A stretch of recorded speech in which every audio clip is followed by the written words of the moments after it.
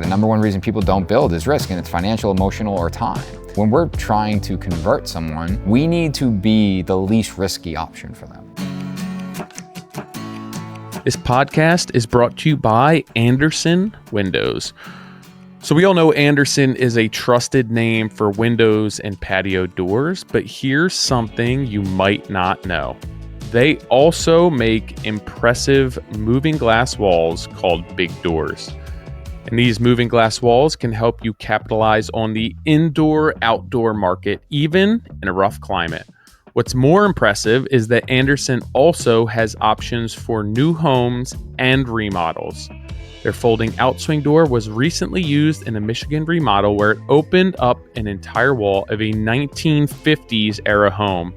And in Minnesota, their 6-panel multi-glide door brought out the full beauty of a North Shore cabin retreat. These Andersen big doors bring the outdoors in during summer and provide ample views and weather protection in the winter. And with Andersen's proven track record and depth of support and training, installing them is easier than you might think. For more information, head over to andersenwindows.com/moderncraftsman. Nick, I was just up in Connecticut last week installing a pivot door with Fine Home Building and Andersen. So keep an eye out for the content that we put together there. Real world, building a set, installing a door, sorting out all the details to make that process as seamless as possible for you. I don't know timeline on when that content is coming out, but super proud of that. Was a fun job. So keep an eye out. Not to, while we patiently wait for Tyler's video to come out, we also installed some of their big doors. We actually went out to San Diego to their big door facility and used them on our Echo Pond project. You can see that project on the NS Builders YouTube. This podcast is also brought to you by Buildertrend. You know that feeling when a project's down to the wire and your client suddenly got a million questions? We've all been there, juggling last-minute punch lists, tight timelines, and trying to keep homeowners calm. That's exactly what Reclaimed Karma tackled in their latest webinar co-hosted with Buildertrend. Chris and Yvonne share how they manage client expectations during crunch time with communication strategies that actually work.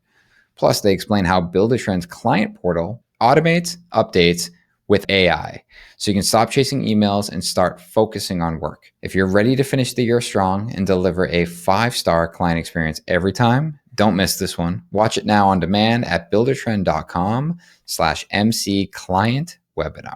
This podcast is brought to you by Harnish. First impressions matter, and your crew's appearance speaks volumes. Harnish Workwear helps your brand exude a commanding presence with custom branded gear that reflects quality of your craftsmanship. Their H-Label program delivers premium work apparel personalized with your logo, colors, and details. It's more than a uniform. It's a walking representation of your brand. Clean, consistent, and built to perform.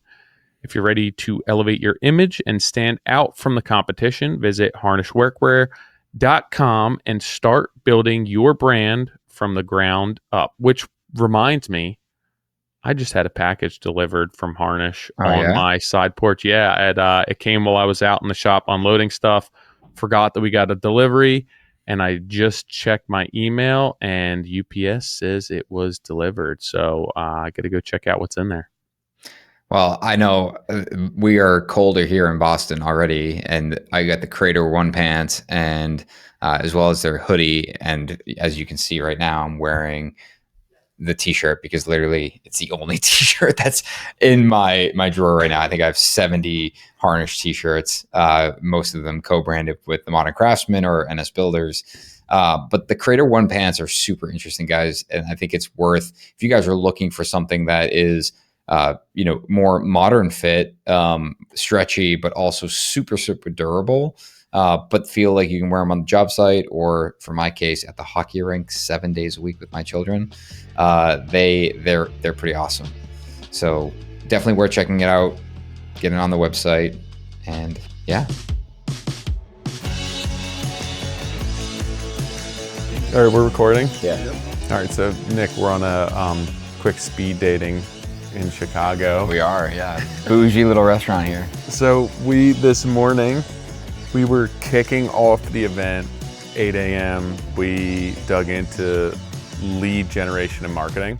We scraped the surface of lead generation. We did. So we used a presentation that we've used before. We tried to hone it down to a 45-minute conversation. It was still an hour and 5 minutes. And I don't think that we touched on everything that we could. I think it was a good topic to get people's interest peaked, but there's just so much to it. And something else that you had sent me with regard to lead gen was one aspect of lead gen and marketing, which is what? Well, I mean, ultimately lead generation is everything you do to generate leads. Like, it's how you get clients to know you. It's, brief recap, it's all the branding, it's the marketing, it's like creating awareness around you. How do you get that client to know who you are? But after that, it's lead conversion. And and I had shared this presentation with you, and I was hoping that we would get to it. I think we're not going to have time to share it live, so I figured we'd record a podcast on it. Lead conversion is really, you know who I am. How am I going to convert you into an actual client? So this is after like any sort of marketing for your business, and like we always talk about a funnel, like a sales funnel. So this is the people, you've created the funnel. You've created the marketing to back that funnel, and you're bringing people into this funnel, now working their way down through that funnel. Let's talk about the funnel, like how people are getting into this quote unquote funnel. It's awareness. So it's, they saw my sign, they saw my truck, they follow me on social media, they saw an ad in a magazine, they were referred by a client, an architect referred us, some way they became aware of who we are and what we do. So that would be them entering this quote unquote funnel. And in terms of getting them from there to essentially coming out of the bottom of that funnel would be like they turn into a client. So just for reference, I mentioned earlier, 100 people that enter our funnel, meaning like actually even further down, but like not only are they aware, but they reach out. 100 people that reach out, only one of them, so 1%, convert into a client.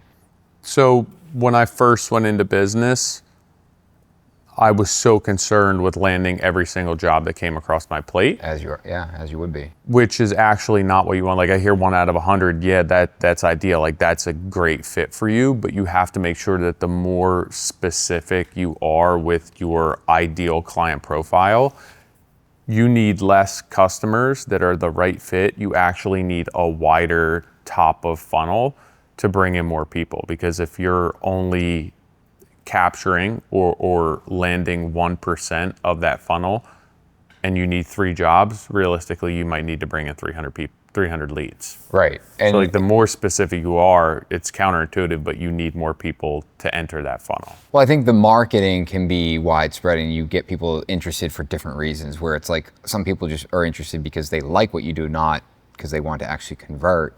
Where you get hyper specific with the client in terms of, okay, now they're a potential client, you want them to self-qualify ultimately. And we've talked about how the more process you can put in place in terms of the qualification process, the better. So on simplest form, and what most people have is a form on their website, they fill it out. It's like name, budget, like what's the project, give me a description, and we're getting that email, and then you're vetting that. Like, is this a good fit for us? Or you're emailing back with additional questions, or you're hopping on a call. And that's where you're typically determining whether or not this is an ideal fit, or at least does it seem like it's an ideal fit. And then you go through the in-person meeting and kind of continue them down this process. But how do you say we're at that point, we hop on a call, your budget's aligned with my expectation, you build in my area, you seem like a good client, we meet. Like what I outlined here is, how do we take that and then bring them all the way to, hey, we're building your house? Before we get to that, why do you want, in your opinion, why do you want clients to self-qualify, or potential clients to self-qualify? Because it allows for the 300 to actually make its way through the funnel.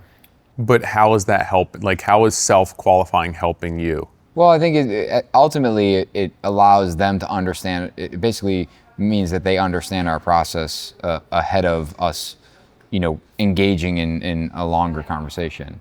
So for me, it's you're saving, like I'm a super small business.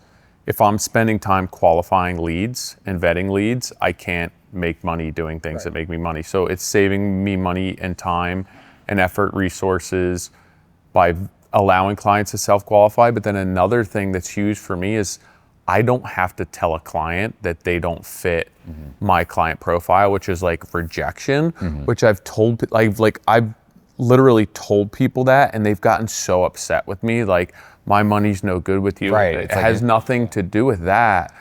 But for them to not feel the shame for whatever reason that they don't fit your profile, whether it's financial, whether it's needs, design, whatever that may be, you're not the bad guy at that point.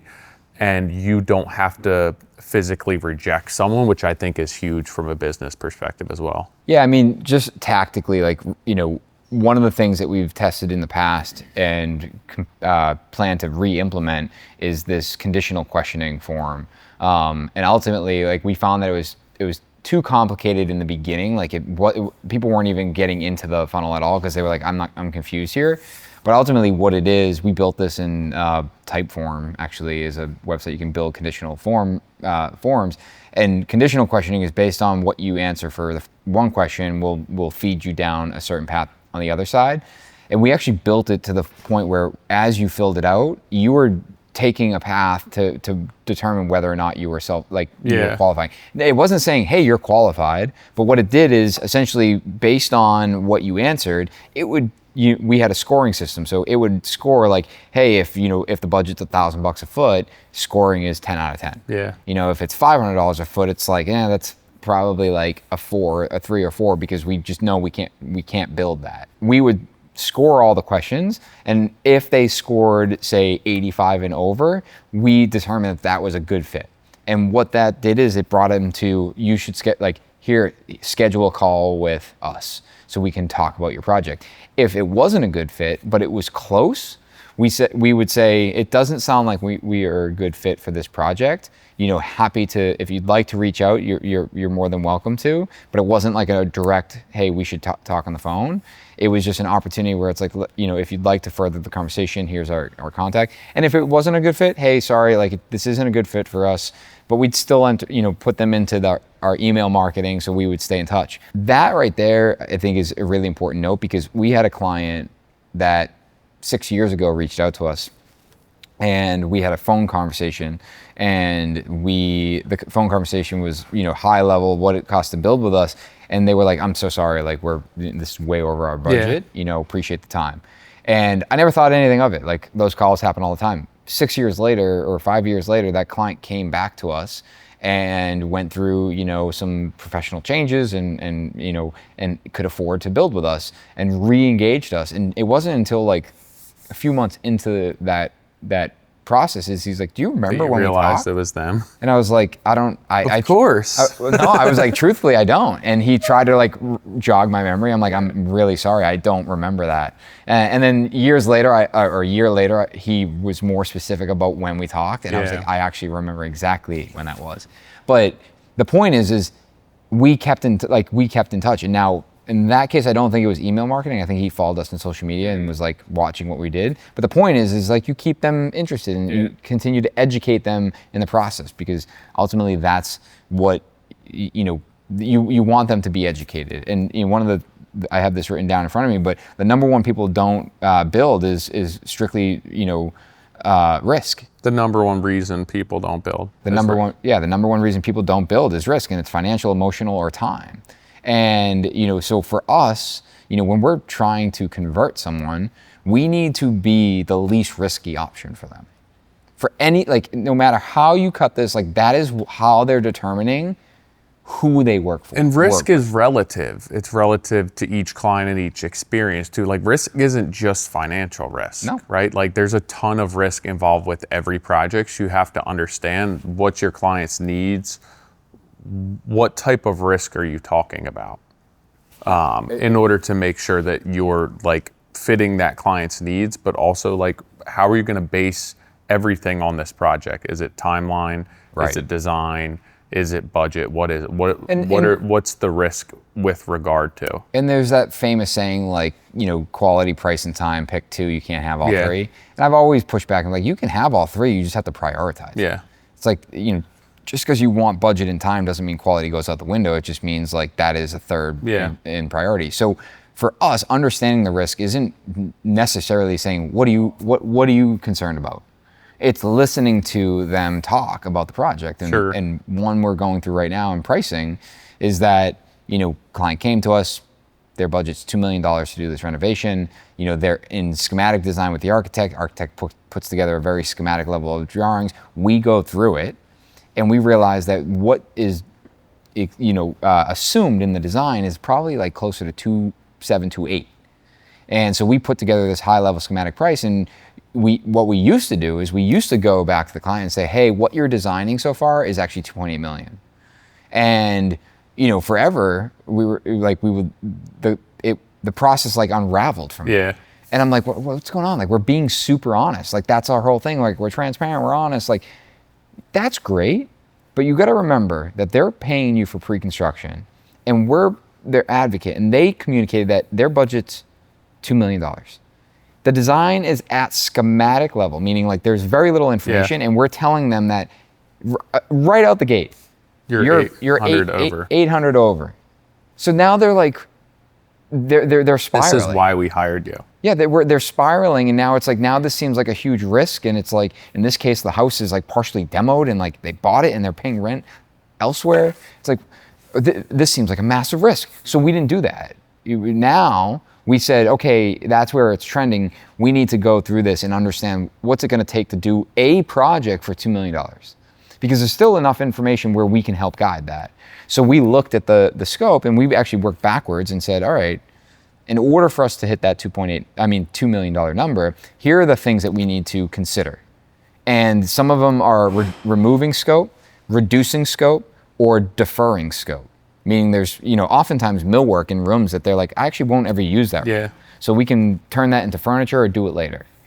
So for us, we basically put together this $2 million option. So now we meet the client, and I say, hey, we're at schematic. This is where we're at. This has been our process so far. We have two things to look at today. We've put together a budget on how we hit your budget of $2 million, and we walk them through that. I said, the second budget we're going to walk through is exactly what is designed with the assumptions that have been communicated, and I want to be upfront, like that is trending $2.8 million. So we have both options, because now it's not, oh my God, this is over budget and we're never going to get there. It's, here's what I can do for what I can afford, but here's what I've been asking for from a design. And ultimately where that conversation ends up is they look at 2 million, 2.8, okay, let's end up here. And that's 2.1 or 2.2. So for reference, what are like the constraints of this project? New construction? This is a renovation. Renovation, how many square feet? 3,200. Like full gut renovation? It was originally a full gut, and when we, prior to the schematic, we said if you're gonna do a full gut based on historic, you're gonna be, this was a 3.2, 3.5 number based on other similar projects. So they said, let's not do that. Let's look at partially gutting it and working within the confines, like not stripping out mechanicals, not redoing all the plumbing and electrical. So what's like the scope difference between 2.7 and 2.0? What is that? In this specific example, there's 3 staircases that are on the plans to be torn out and rebuilt. So we recommended not removing them and working within the confines of the existing. Are they getting relocated? Nope. One of them for the roof was. So we said, let's not relocate the roof one. And ultimately, it was a nice to have, not a need to have. Yeah. So don't change the roof access. Now you're not doing roof work or removing the hatch. Don't remove the 2 staircases on the lower levels. Instead, modify the existing. Simplify the molding package, because the molding package is super complex and multiple profiles being built up into like heavy molding. Go from 100% custom cabinetry to 100% semi-custom. Now I say that knowing that they'll come back and be like, I'm fine with all semi-custom with the exception of like the kitchen. Yeah. We want to do custom there. Great. Like this is how we do the volley. There was masonry repointing on the whole building. It was again, like you probably need to do it, but it was also scope that wasn't part of the original deal, but we are recommending it. So we said, we'll pull that out. You don't actually have to do it now. You could do it anytime, but it is something that you should recommend. So ultimately, we gave them the path to get to that $2 million, and they get to look at that and say, all right, I understand the difference between the two. I know I definitely don't want the 2.7. I see the 2 million, but there are a few things in there that I feel like I'm not getting the house I want. Yeah. So she actually asked the question, is like, so since I'm not getting what I want, does that just mean it's going to be more than 2 million? I said, no. It means like I want to see what we're missing out of that 2 million, and then see what the difference. That might be a 2.2 number, but then there might be things in the 2 million that you still are okay deferring. Yeah. Where it's like, all right, we went from all semi-custom to we don't even need millwork on the third and fourth floor. So then it's like, all right, it's and ultimately the point of that meeting is, you know, in talking about conversion, is like the point of that meeting is to get them to understand that we are here and we are ultimately able to get them what they're looking for, whether that is the full design or whether that is the intended budget. How many clients do you feel make their way through the self-qualification, through your funnel, that you land? Like, okay, so I'm confident that this is an ideal client fit. We're gonna take this to the next level. Like, how many do you feel you're signing for pre-construction at that point? 5 out of 100. 5 out of 100?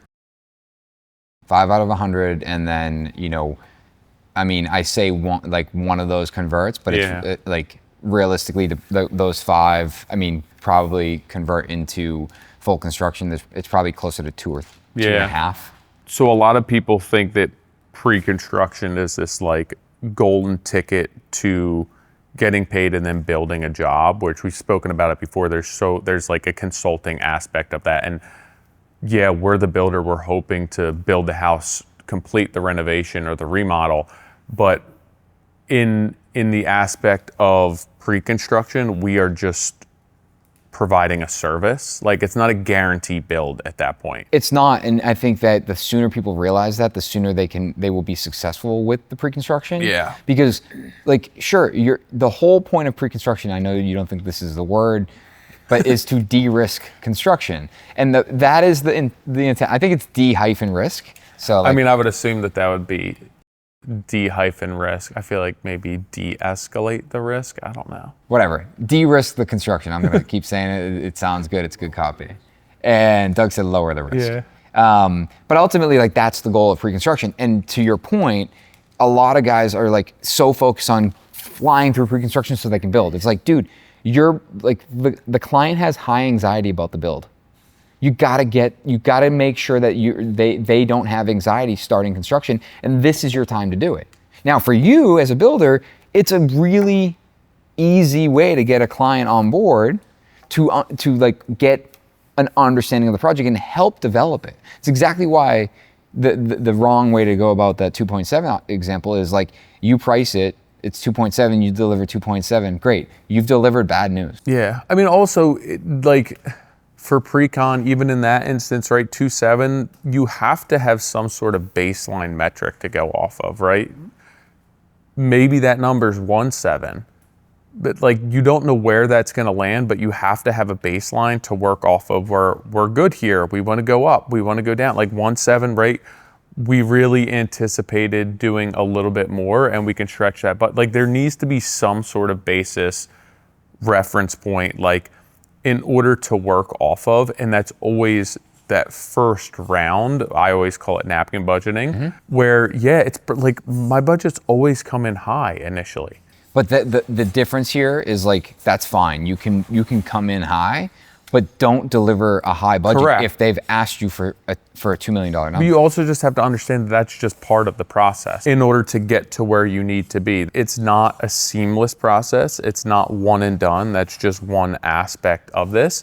And if you want to land those leads, if you want to convert those leads, you have to understand that, like, you're not always going to deliver good news. It's not always going to be ideal news, but you do have to convert that. This is why, like, precon is consulting. It's like helping them to get to the goal. And too many people just focus on the wrong outcome.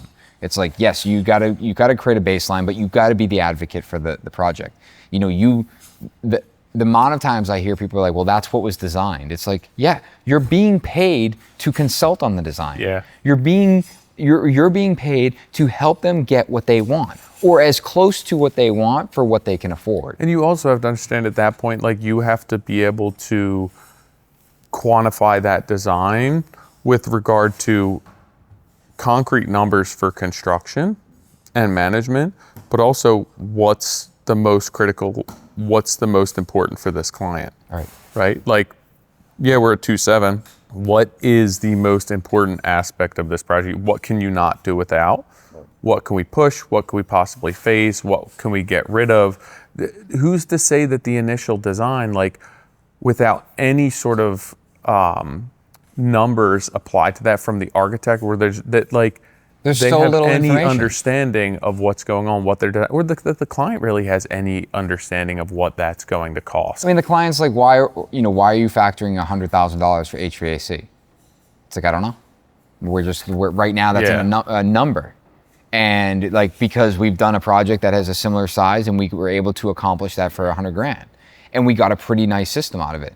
If I need to cut my HVAC budget, that's fine. We can target an $85,000 install, but we have not defined what that install is. So the wrong way to go about that is apply an $85,000 budget and then go hire an engineer and talk to your HVAC guy and be like, hey, I need a price on this, and then have it come back at $100,000. It's like, oh, it's $100,000. It's like, well, what was established? Like, instead, it's like, hey, we're trying to accomplish an HVAC design for this project at $85,000. Yeah. Oh, okay, so we're definitely not gonna be able to do a heat pump system, but what we could do is a traditional, forced air system with a hydro loop.